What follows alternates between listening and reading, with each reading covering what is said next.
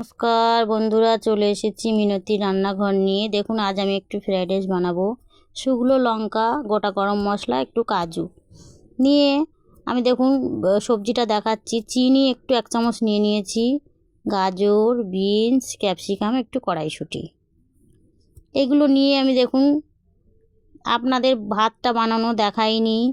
আমি ভাতটা যেরকম বানাই বাড়িতে তার থেকে একটু সামান্য শক্ত নামিয়েছি, নাহলে ফ্রাইড রাইসটা নরম হয়ে যাবে। আমি একটু ঘি দেব নামানোর সময়, কিন্তু পুরোটা ঘি দিয়ে বানাবো না। খুবই সহজ, বাড়িতে আমি পেঁয়াজ রসুন দেব না। আপনারা দেখুন আমি কিভাবে বানাই।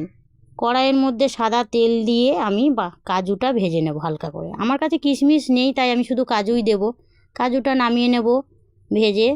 গোটা গরম মশলা, শুকনো লঙ্কা দিয়ে আমি সবজিটা দিয়ে দেব।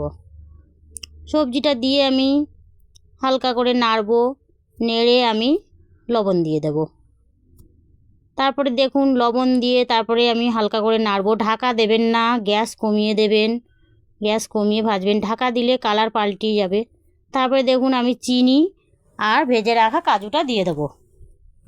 দিয়ে আমি বানিয়ে রাখা ভাতটা সেটা আমি দিয়ে দেবো। ভাতের মধ্যে একটু লবণ দিয়ে দেবেন। ভাতটা দেখুন দিয়ে আমি মিক্স করে দিলাম। আপনারা আলুর দম দিয়েও খেতে পারেন, কিংবা পনিরের তরকারি দিয়ে খেতে পারেন। আমি নামানোর সময় গোলমরিচ আর একটু ঘি দিয়ে দিয়েছি। আপনারা পুরো ঘি দিয়েও বানাতে পারেন। খুবই সহজ রেসিপি, আপনারা বানিয়ে দেখতে পারেন। খেতে খুবই ভালো লাগে। ধন্যবাদ।